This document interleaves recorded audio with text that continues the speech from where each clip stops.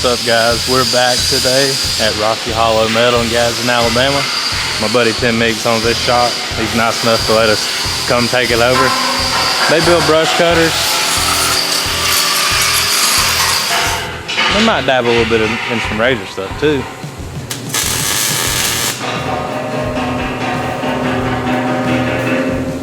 So we got Project Party Wagon in the house today. Tim's nice enough to let us take over his shop. We're about to get her thrown on the lift, and she's about to undergo some major changes.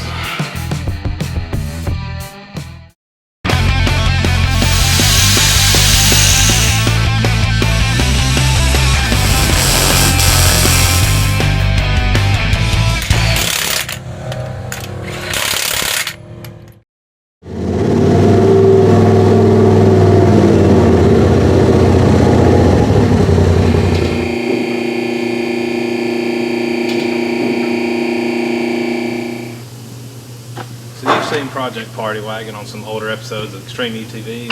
Some of you may have even seen it out on the trails at Busted Knuckle Off-Road Park.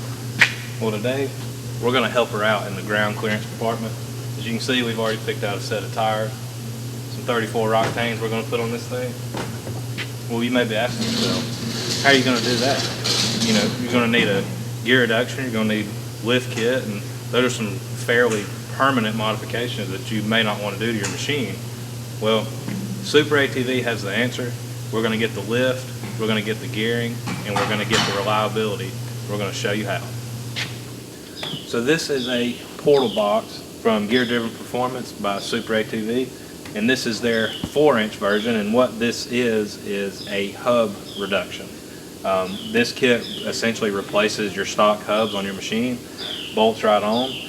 You can see the input, which would be your stock axle, comes in here. That's your lift right there, 4 inches of lift. There's an internal gear reduction in this box, and then your output comes out here. The 4-inch version is going to give you about a 30% gear reduction overall.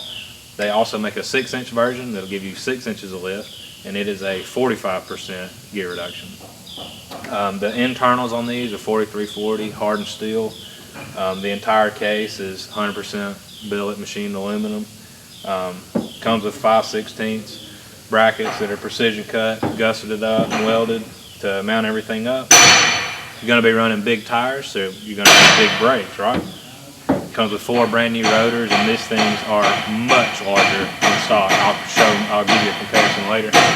All the hardware and bracketry, longer brake lines, everything you need to bolt them on. So why should you go with Toolboxes? Well, for a couple reasons. This kit is 100% bolt on, 100%. Bolt this thing on to a totally stock machine. You can run your big tires, go on about your day. The portals take the brunt of the abuse from the big tires, so you're going to save your stock axles, you're going to save your transmission, you're going to save your diffs. You can put these on a 100% stock machine, and with a 30% reduction, you can run up to a 36-inch tire. Also, another benefit of these versus a traditional internal transmission gear reduction or a big lift kit, your suspension stays 100% stock. Everything's at its stock angle. It's going to ride like stock. You don't have to do internal gear reductions to do big tires. An internal transmission gear reduction is a fairly permanent modification. With these, slap it on, run your big tires, get tired of it, take them off, go ride the dunes, whatever you want to do. You want to put your big tires back on, bolt it back on. It's as easy as that. This is their Gen 2 version. They had a Gen 1 version. This is the updated version, which is essentially everything in it has been beefed up to handle more abuse.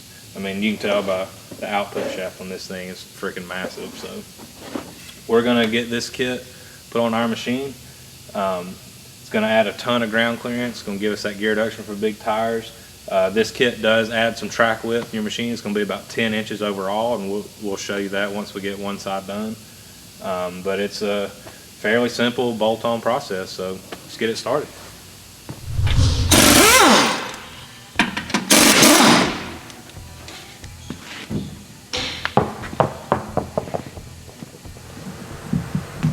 Alright, so I got the tires off. Now what you're going to want to do is basically disassemble the suspension from the hub out. So the hub, the rotor, the brake caliper, and the knuckle all need to come off, both sides and on the rear. Also same thing from the hub out.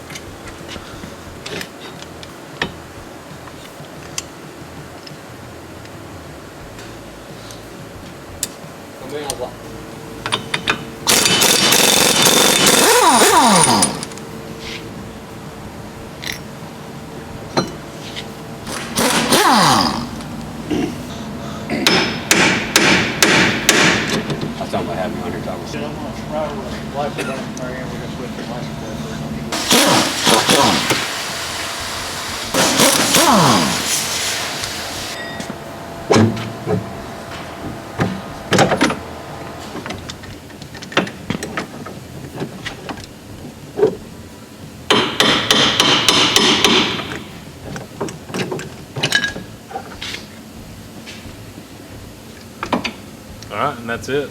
Got the front stripped down. Now we'll move on to the back.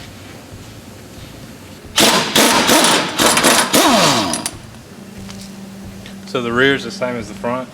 You basically just want to remove everything from the trailing arm out. The hub, the caliper, the disc, and the bearing assembly.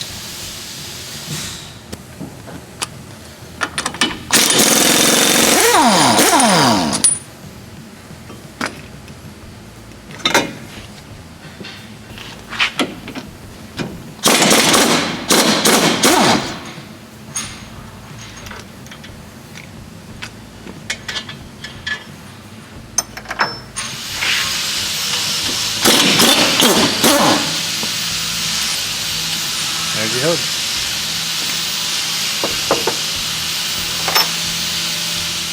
Alright folks, so just a note, this is not pre-rehearsed. All these projects we do on these shows, we do as a new user. We don't put this stuff on, take it back off so we look like pros. So we're learning just as you're learning. Just a quick tip, when you're doing projects like this that have a lot of hardware, at least this helps me out a lot. When I remove pieces, I always take the hardware that I just removed and put it back, bolt, nut, and washer where they came from. I'm not sure at this point if we reuse this hardware or not, but if we do, it's right there where it came. Helps a lot, especially when there's a lot of mismatched, different length bolts, different size bolts. You get a lot of stuff torn apart, you may not remember where it went back to, so just a little tip there. Okay, so we've got the hubs pulled off the factory suspension. As you can see, we've gone ahead and pressed the studs in. Now, this kit is somewhat universal. Super ATV will send you a box full of studs. Now, these are 3 different patterns. You've got a 3/8-24, 12 by 1.5 metric, and a 10 by 1.25 metric. So depending on what machine you have is what studs you'll use. Now we're putting this obviously on a Polaris Razor, and they are an M12 by 1.5. So we use those studs. Also the hubs have multiple holes in them. Now this is for the different lug patterns of different machines. So there's a diagram that they send with the kit that'll tell you based on what brand machine you have which holes to use. The Polaris lug pattern uses the outermost holes. To get these in, we used a press because we had one available here at the shop. You can do this with a brass punch. I've changed many lugs on 14 bolts and Dana 60s using that method, just a mini sledge and a brass punch. But either way, use whatever's available to you, whatever's easiest. So we've got these in, and I've got the kit kind of laid out just to kind of give you a better idea of what everything is. Now these are the brackets that mate the portal boxes to your suspension. This is front driver, front passenger, rear driver. They do have an orientation. You can see the portal boxes themselves have an orientation to them. Now this would be the front of the vehicle, rear of the vehicle, driver's side, passenger side. So this is how they are all oriented. Now these two are the same. These two are the same. There's a left side and a right side. So you have to mate the appropriate bracket to the appropriate portal box. So we are going to start on the rear of the machine, and first thing you gotta do is get this bracket bolted up to the trailing arm. Just another little shop tip, if you're even interested. This just helps me. This is the first package of hardware that you'll open. This package lets you bolt the rear plates onto the factory suspension that will accept the portals. I like to go ahead and lay everything out and separate it so you know what you have, and it's also easy to tell what you may not have if you're missing anything. But here's the driver's side rear bracket. I've already got the hardware that I need threaded in with nuts on it, ready to install. This just kind of helps me to know where everything goes and make sure I install everything correctly.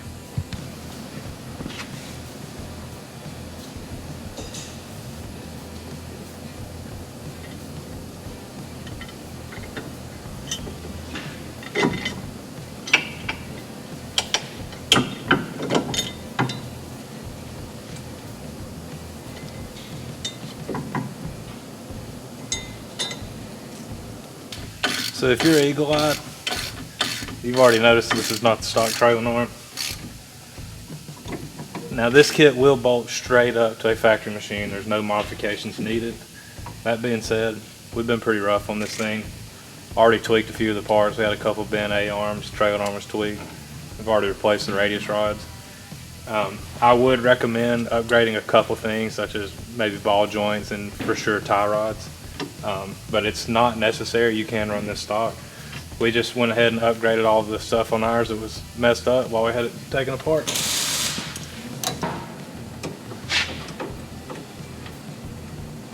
Alright, so after you get this cinched down, next thing you want to do is get your radius rods attached back to this bracket. Now what I'm seeing differs slightly from the instructions. I do know that these radius rod bolts changed from a M10 to an M12 mid-year 2017, I think. So some people refer to it as big bolt and small bolt. Well, this is a big bolt machine, which is reducing the amount of clearance you have right here. They've had these portals out for a little while, and I don't think they've changed the bracket, but what they've done is enlarge this hole. But this boltway right here is sleeved. So what you end up with in the kit are these two 12mm bolts, but there's two different nylon nuts. One of them's a flange nut, one of them is not. And from what I can determine, the reason is you can't fit a flange nut right here. So this regular nylon nut with no flange goes on top. It'll fit right there, and then you'll secure. As you can see, the factory hardware is too long since you're not using the stock hubs. So we'll put this bolt with the flange nut on the bottom. Oh yeah. That's awesome. Matt wasn't going to race it, now he's going to race it.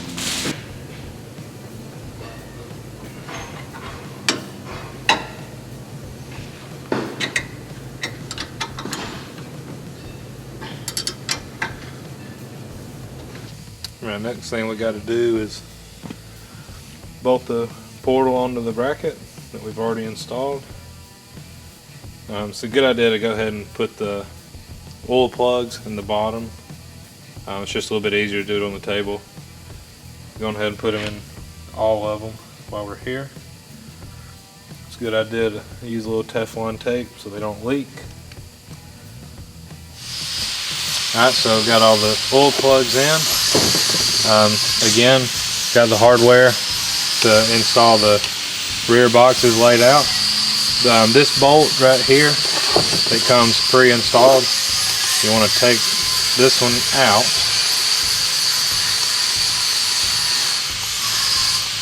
And then find in your box of hardware and brackets, you want to find this bracket, which will go there, and then 4 of these long bolts, there, there, and there. It uses 3 of these nuts because this bolt threads into the case. And then this bolts onto the bracket we've installed on the suspension.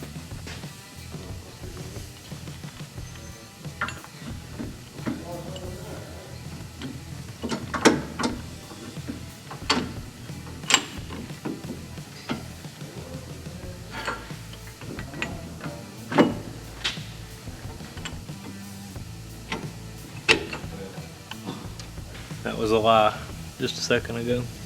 Gotta have 4 nuts.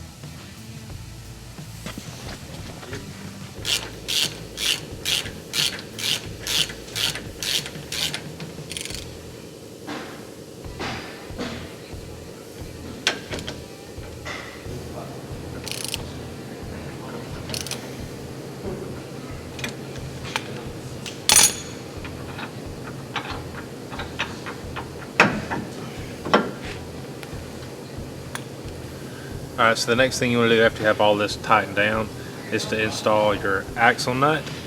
Now this does require, it's not really a special tool, but it may be something that you don't have. First things first, you want to put a little bit of Loctite on this nut, which is supplied in the kit.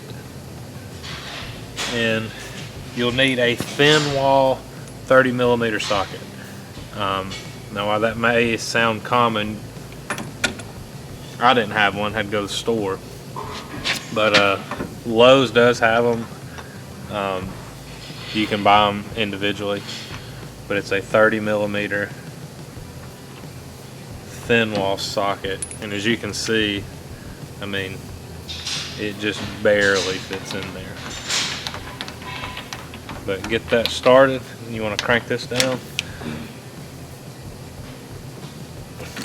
Again with some thread locker on it.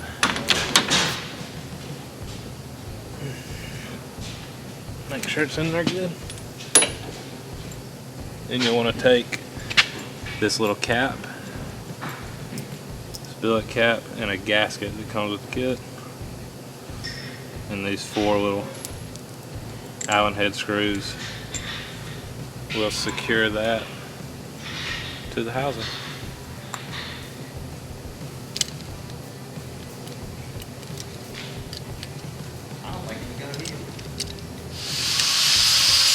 Then take your rotor. I like to put a little silicone lube on these splines. Just keeps them from getting gunked up and seized up. Put your rotor on.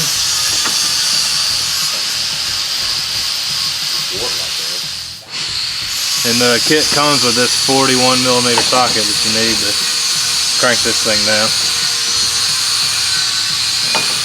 Make sure you get it lined up so you can put your pin in.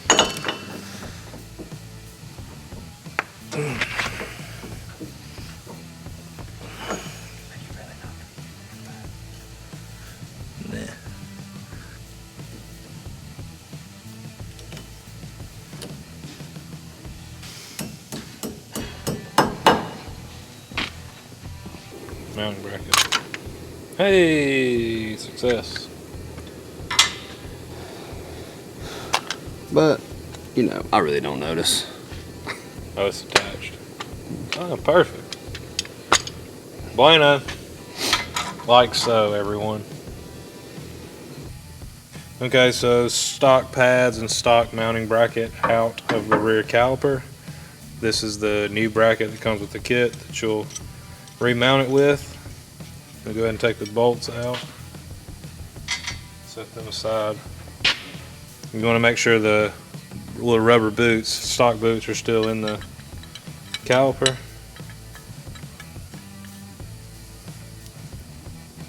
All right, got the bracket back in, got the boots. Seated. What's the word I'm looking for? Seated. Yeah. All right, got the bracket back in, got the boots seated back over the new bracket. Now you want to throw your pads back in.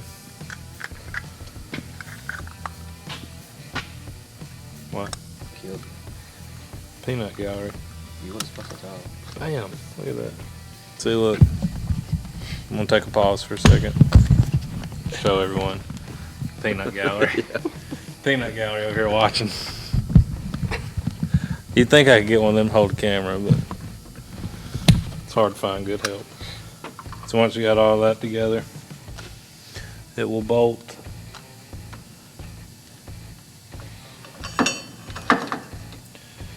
Using the hardware that was attached on the back of the portal. Also, a quick note on these. This machine is not lifted. It's stock. And in that case, on the rear, I can reuse the factory brake lines. They will be long enough. If your machine is lifted 6 inches or greater, you'll have to replace the brake lines. The kit comes with new braided lines that are extended. That'll fix that problem. But for our setup, we don't need them. All right, last thing you gotta do is just get your brake line all tidied up. Again, this is not stock trailing arms, but gonna get the little clips bolted back down. You want to make sure you got enough slack here. Again, the suspension's at full droop already, so as long as you have enough slack here, when you set the machine back down on the ground, you'll have even more. Just make sure it's not gonna get in any of the suspension and get bound up. And that is a wrap on the rear. So now onto the front.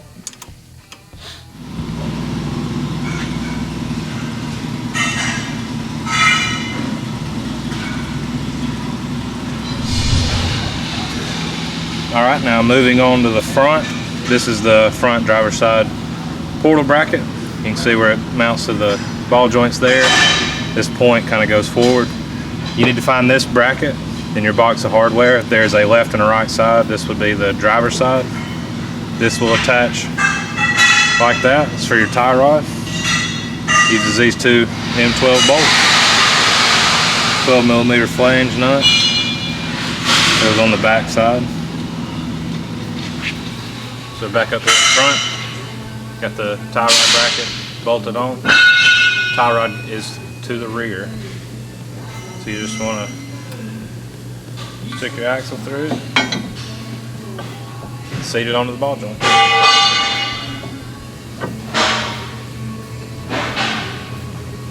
Reattach this to the ball joints with the stock hardware.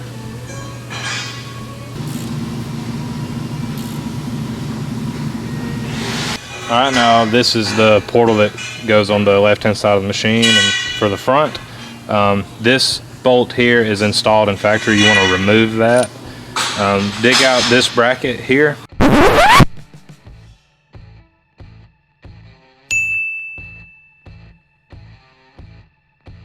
Out of your pile of parts, and that's going to go right there. You can cinch that back down. You do not want to over tighten these bolts that are mounted in the case. 3 of these guys right here, bottom right, bottom left, top left, and then you'll want to find there's 2 of these. You can see I've got the hardware laid out. There's 2 of these oddball, these black hex bolts. And there's also 2 M12 washers.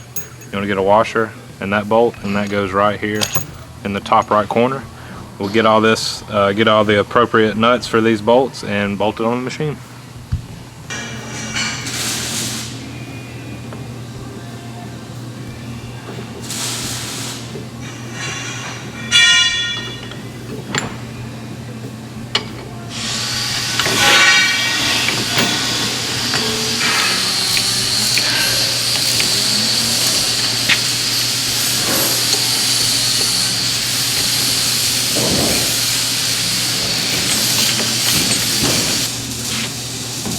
One more thing to note,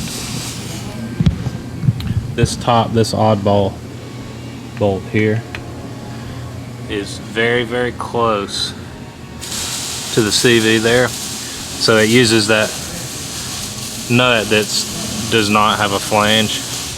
The rest of the nuts are flange nuts. That one's an oddball, no flange because it's so close it'll touch. Alright, so from here, just like the rear, you're gonna take your axle nut for the top, the little thread locker in it. Thread that over your stock axle.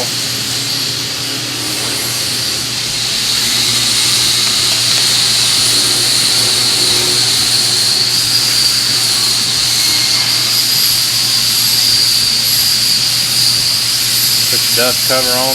Make sure you put the gasket on there with it.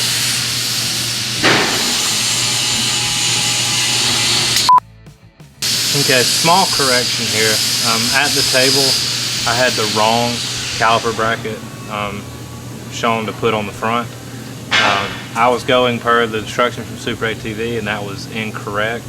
I should have known. I had them all laid out. Like I said earlier, it kind of helps me. And there's 2 rears and 2 fronts, and they're different. So I should have known better when I was putting the same bracket I put on the rear on the front. But this is the correct bracket. No harm. Just had to pull out these 2 bolts and swap it. Okay, so now for the brakes on the front. The factory brakes on a Razor mount ahead of the rotor, they mount on the front. What these portals are going to mount on the rear. And what that's going to do is when you flip them from the front to the back, your bleeder screw is going to be on the bottom, which won't work. You can't bleed the brake. So to remedy that, this kit, all you have to do is just swap the calipers from driver to passenger side, swap them left to right. So this is the stock passenger side caliper. I've already taken it off. I've removed the driver's side and set it on the passenger side. Get ready for it. First thing you want to do on these front calipers, it's got this little mud scraper here, which won't fit on the portal box, so need to go ahead and remove that.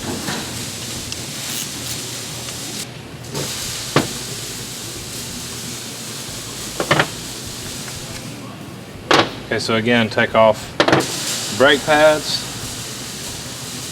You're going to want to remove the factory bracket.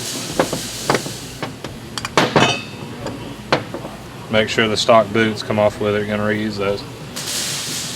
Okay, so again, this is the factory passenger side caliper, and you can tell this mounts on the rear of the portal, now on the driver's side, and when you get it mounted, your bleeder's at the top, which is what you want. So now we have the correct caliper bracket, and hardware is installed from the factory, goes in from the inside. The thinner part of these rods will mount in the caliper like so, and then this hole here will go down. There's a left hand, right hand side. There's a bolt in the portal that this is clearance. This will go over that bolt. So the hole goes down, caliper like this. I'm going to put all this back together and we'll put it on the machine, and I'll show you a little bit better detail to make more sense.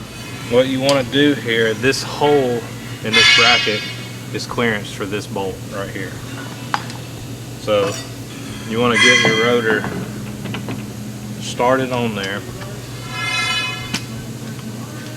Take your brake caliper, make sure the pads are spread out. Go ahead and slide it on, because once this rotor is torqued down, there's not enough room to slide that clearance hole over that bolt. So we got that on. Hardware that comes with the bracket attaches the caliper, and now you can put your axle nut back on. Excuse me, it'd be your portal nut, I guess. There's no axle. The axle's up here. Hub nut.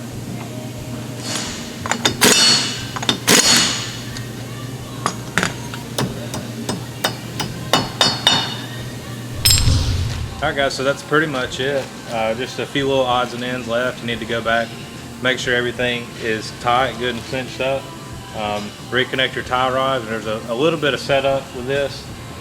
You'll want to make sure your camber and caster and your toe and all of that is good before you put your tires back on. One easy way I picked up from a friend to do that is when you've got your machine up in the air, you can take a magnetic level and stick it to the hub vertically, and then you'll be able to tell your camber. You can get that adjusted. Your toe, when you reconnect your tie rods, all of your mounting points have been moved, so jump in the machine, make sure your steering wheel is centered, and then you'll want to adjust your toe from there. Make sure everything's straight. So you'll want to jump in the machine and make sure your steering wheel is centered, hook up your tie.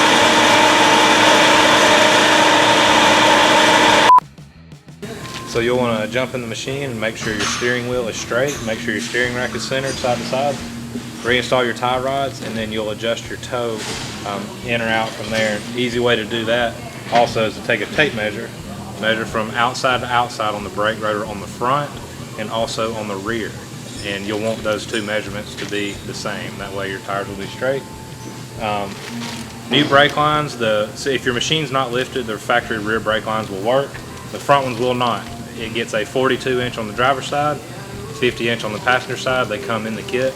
If your machine is lifted and you need longer brake lines, it comes with those as well. So get those swapped out, re-bleed your brakes. The master cylinder is right here on the driver's side. Takes .4 brake fluid, no big deal. Get those bled, and then we'll be ready to throw some 34s on this hog and go party. Oh, and also, don't forget, fill them up with oil. 80-90 weight gear oil.